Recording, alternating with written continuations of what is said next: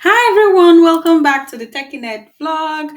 And yes, we've reached an exciting stage when it comes to business analysis, elicitation, and collaboration, which is manage stakeholder collaboration, which is the last task when it comes to elicitation and collaboration. And just a kind reminder, we've gone through prepare how you would prepare for elicitation. Check the video out on our YouTube channel, conduct elicitation. We've gone through confirm elicitation results, and also the last one we did was communicate business analysis information. And we're now moving right into manage stakeholders or stakeholder collaboration. Forgive me. So for manage stakeholder collaboration, the outline would be the purpose, the description, the input, the elements, the guidelines and tools, the techniques, stakeholders, and your output. And yes, for input, you will need your stakeholder engagement approach. Remember, you did that before. And also, you need your business analysis performance assessment, what was done before, and all whatnot. Then, for your elements, you would need gain agreement on commitment. Also, you will need to monitor stakeholder engagement, and you will need collaboration. So, what is your output? It will be stakeholder engagement. So, let's move right into this. What is the purpose for managed stakeholder collaboration? The purpose of managed stakeholder collaboration is to encourage stakeholders to work towards a common goal. That is this. Just look at what we are working towards. Let all work towards it. Okay? Good. Description. Now, business analysis work lends itself to many collaboration opportunities between groups of stakeholders on the business analysis work product.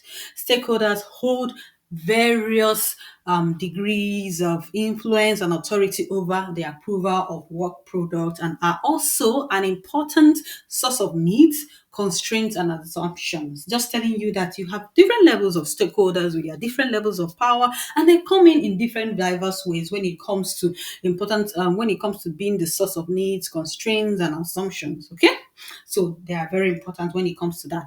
As the business analysis work progresses, the business analyst identifies stakeholders. So as your work progresses, you identify your stakeholders, right? You confirm their roles, and also you communicate with them to ensure that the right stakeholders participate at the right times and in appropriate roles. So we've done this before. Make sure you have the main stakeholder or the important stakeholder or the stakeholders you're supposed to have on calls. Okay. So now, managing stakeholder collaboration is an ongoing activity. So it is not just a phase or maybe a task. It is continuous throughout the life cycle of the project and even continues. Okay. Although managing stakeholder collaboration begins once stakeholders have been identified, analyzed. So it starts once you identify your stakeholders and you analyze them according to the importance, if they are primary, secondary, and or whatnot. New stakeholders may be identified at any point during an initiative. So even when you have analyzed them, you identify them at the beginning, even as you go on, new stakeholders could be analyzed or even identified. As new stakeholders as new stakeholders are identified, their role, influence, and relationship to the initiative are analyzed. So you also do the same you have done with your initial stakeholders, with the new stakeholders. Each stakeholder's role, responsibility, influence, attitude, and authority may change over time. Yeah, they may change places, they may get promotion, demotions, and all what they may even leave the project. Okay, so you try to update whatever you need to update. So the more significant the impact of the change or its visibility within the organization, the more attention is directed to managing stakeholder collaboration. So the more impact the project is, the more like you have to train your brain, your and all whatnot to know how you can align this to your stakeholders and their importance. Business analysts manage stakeholder collaboration to capitalize on positive reactions. So the main thing is getting positive reactions, okay? And mitigate or avoid negative reactions. You don't want negative reactions, so you manage your stakeholders properly. The business analyst should constantly monitor and assess each stakeholder's attitude towards um attitude to determine if it might be it might affect their involvement in the business analysis activity. This is very, very important. As you're on those calls, you read their body language, their facial reaction, their reaction towards signing up, their reaction towards decisions, their reactions towards everything, so that you are able to detect issues, risk ahead of time. Okay, when your stakeholder complies with something, when they don't agree with something, but they tell you, oh, that's fine, but you notice that they did that reluctantly. Okay, you may want to call that stakeholder in another meeting or go to their office, to have a chit chat with them. So you have to be sensitive to things. So poor relationships with stakeholders can have many detrimental effects on business analysis, including failure to provide quality information. Oh, this is very, very important. Please note this. So, when you have a poor relationship with your stakeholders, this could affect your business analysis in terms of failure to provide quality information for your projects or for any approval. Oh, when they feel reluctant giving you information, or they give you haphazard information, or they just throw information all about, and you are even in a mess or in a state of confusion. Then also strong negative reactions to setbacks and obstacles. Oh, you don't want that at all. Resistance to change. Some stakeholders can be resistant to change. That is why you have to start your change management from the get-go. Try to explain to your stakeholders that this will not cost their work. This is to make the work easier for them. Lack of support for and participation in business analysis work. Some will tell you, I'm busy, my calendar is up to date and stuff like that. You don't want that. You want them attending your meetings, and business analysis information being ignored. Oh my goodness, send whatever information you want to send from today till tomorrow. They would not read it, they would not respond. So do you want to work with such stakeholders? No, you have to manage your stakeholders properly so that you get the best reaction from them.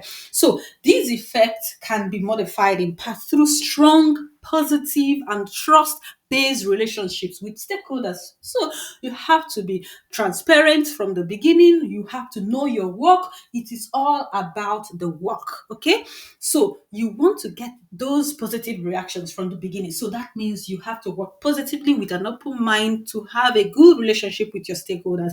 Business analysts actively manage relationship with stakeholders who provide services to the business analyst, including inputs to the business analysis tasks and other support activities, depend on service provided by the business analyst, including outputs of the business analyst analysis tasks, and participate in execution of business analysis tasks. So those, including those that are bringing in what is needed in the work, those that need what is going to be the output of the work, and those who participate in the execution. Okay, now what is the input here? Stakeholder engagement approach. You have to know this. Remember, you did this when you were preparing for your business analysis and stuff like that. So you need to know the approach you are taking when it comes to engaging your stakeholders. Describes the types of expected engagement with stakeholders and how they might need to be managed. Business analysis performance assessment provides key information about the effectiveness of business analysis tasks being executed, including those focused on stakeholder engagement. Now, manage stakeholder collaboration, input output diagram. The input would be stakeholder engagement approach, just like we mentioned, business analysis performance assessment. And then your guidelines and tools will be okay. Okay, I think okay. So your guidelines and tools would be business analysis approach, business objectives, future state description, recommended actions, risks analysis, and then you have your managed stakeholder collaboration. Then your outputs would be your stakeholder engagement.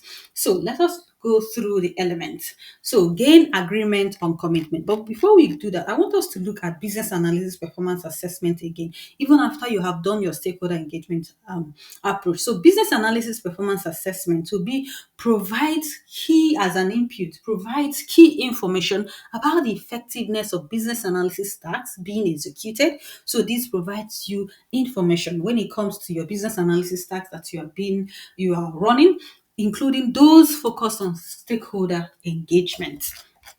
Now, moving on to the elements. The first one is you need to gain agreement on commitment. So, stakeholders participate in business analysis activities that may require time and resource commitment.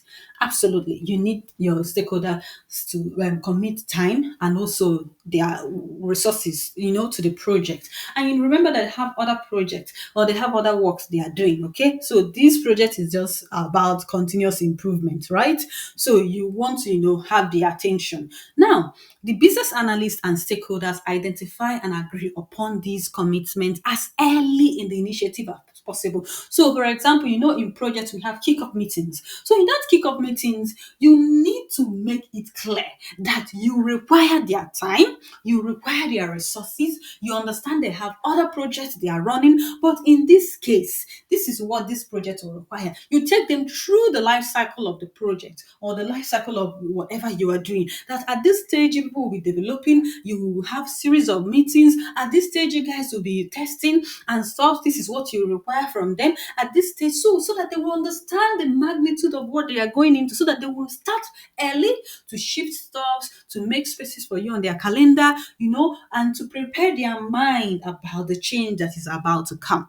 So the specific details of the commitment can be communicated formally or informally, as long as there is explicit understanding of the expectations and desired outcomes of the commitment. And try as much as possible, to communicate to them, to have like this close relationship with them, just to reinforce all those like needs and requirements. Okay, there may be dialogue and negotiation regarding the terms and conditions of the commitment. Yes, they have to agree. They have to, even there are some documents that they need to sign off on to say, oh, we can have this go on, so that that you have like their signature on paper saying, okay, we want to commit to this. Okay, so it's not all about verbal. So effective negotiation, communication, and conflict resolution skills are important to effective stakeholder management. Yes. Communication, negotiation, conflict resolution skills, they need to be on A level when it comes to, gaining their commitment or even managing your business analysis work. Now, the second element would be monitor stakeholder engagement. Okay. Business analysts monitor the participation and performance of stakeholders to ensure that the right subject matter experts and other stakeholders are participating effectively. Just me is very, very important.